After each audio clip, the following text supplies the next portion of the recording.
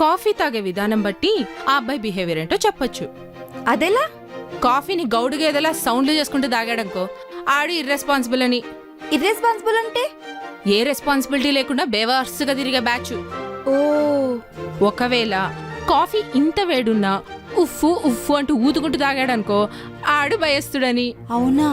అదీ కాకుండా చక్కటి చిక్కటి కాఫీని ఆస్వాదించకుండా కుడిక్తాయినట్టు తాగాడనుకో ఆడు టేస్ట్లెస్ అని. ఇంకా తల్లి, ముందు వీటిలో ఎక్కడున్నాడో చూద్దాం.